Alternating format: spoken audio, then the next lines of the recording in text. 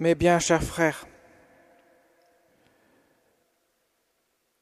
préparez le chemin du Seigneur, rendez droit ses sentiers. Jean le Baptiste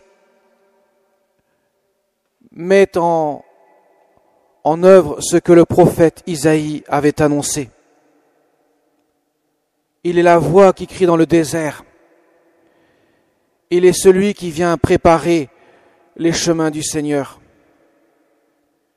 Il faut bien avoir à l'esprit que le prophète Isaïe parle d'une sorte de métaphore.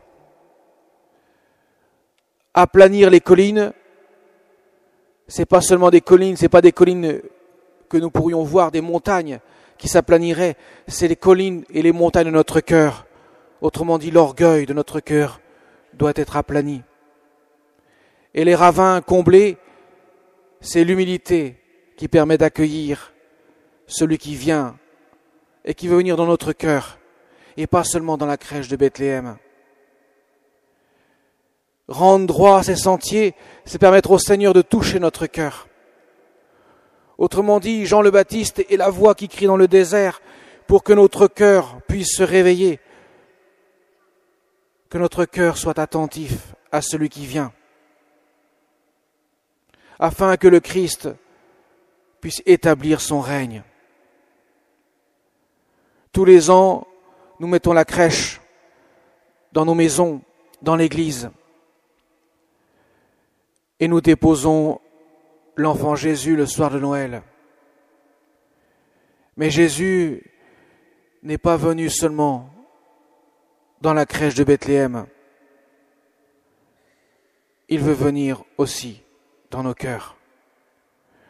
La crèche, elle doit être dans notre cœur. Jésus veut habiter par sa présence notre cœur. Voilà pourquoi cet homme, Jean le Baptiste, crie dans le désert et baptise un baptême de conversion pour que les cœurs puissent se retourner et aller à la source de celui qui vient. Mes chers amis, le temps de l'Avent, c'est le temps de la préparation de notre cœur pour que Dieu vienne l'habiter. Il ne peut pas instaurer son règne si notre cœur est fermé à l'amour de Jésus, miséricordieux. La Vierge Marie, nous l'avons fêtée hier dans son mystère de l'Immaculée Conception. Ce cœur a été préparé de toute éternité pour être vierge de tout péché, pour être pur de tout péché. Non seulement elle n'a pas été touchée par le péché originel, mais en plus, c'est la seule personne humaine qui n'a jamais commis le moindre péché personnel. Car le péché est un obstacle à l'amour, une barrière à l'amour de Dieu.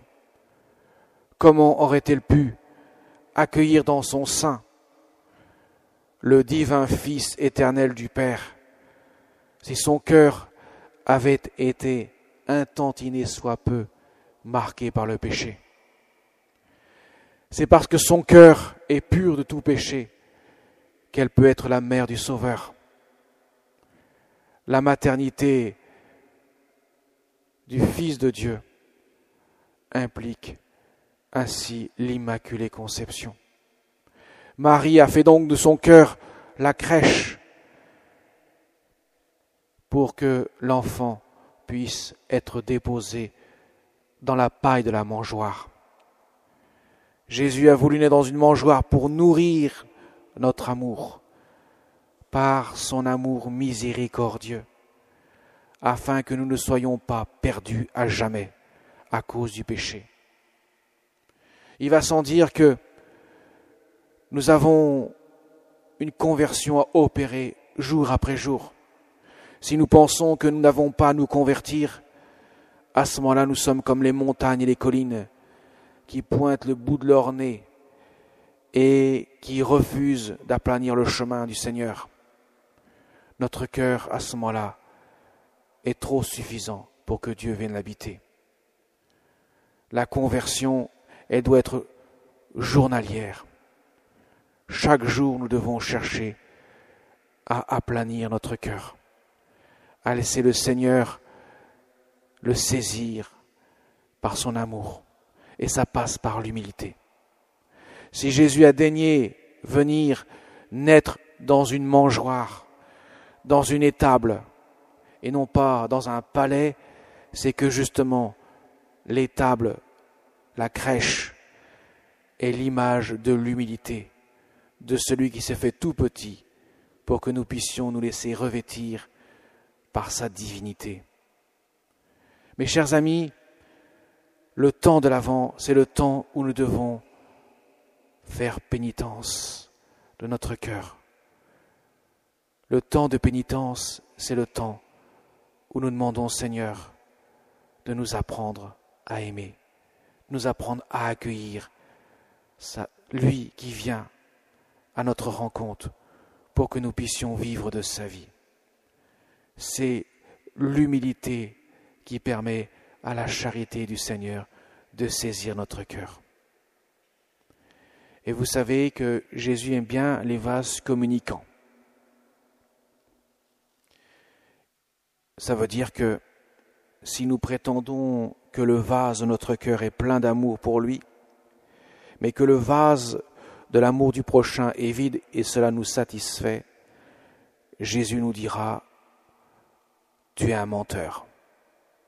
Tu prétends m'aimer alors que tu ne me vois pas, moi qui tu ne vois pas, et tu prétends ne pas aimer ton prochain que tu vois. Comment puis-je déposer en ton cœur mon amour si ton cœur refuse d'aimer ?» Il va sans dire que c'est par l'exercice de la charité au quotidien avec nos frères que nous mesurons l'amour du Seigneur dans notre cœur. C'est, pourrait-on dire, le thermomètre ou la jauge qui permet de déterminer si nous avons encore de l'amour pour Dieu. Et aimer son prochain, effectivement, c'est compliqué, c'est difficile. Mais nous avons la grâce pour cela. Nous ne sommes pas orphelins. Dieu n'a pas demandé à ses disciples d'aimer ses ennemis sans leur donner la grâce de le faire. C'est cela qui permet d'aplanir nos chemins, de combler les vallées, de rendre droits nos chemins, pour que les passages tortueux deviennent droits, que Dieu puisse, sans détour, venir demeurer dans notre cœur. Sinon, comment pourra-t-il l'habiter si l'amour est étroit, si l'orgueil saisit trop notre cœur? Mes chers amis,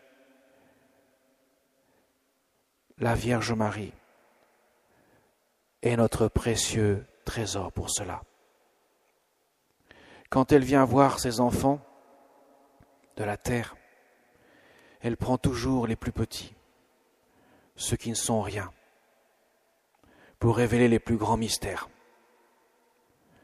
Vous savez que l'Immaculée Conception, ce dogme avait été prononcé 4 ans plus tôt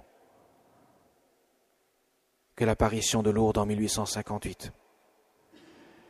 Et Marie a révélé à cette pauvre petite Bernadette qui ne savait rien, complètement inculte, la plus pauvre à tout point de vue, mais la plus petite, parce que c'était la plus grande en même temps, au vu de Dieu.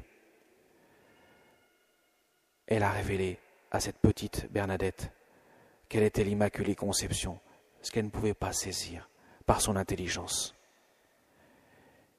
Et c'est cela que Dieu donne aux hommes comme image, comme exemple.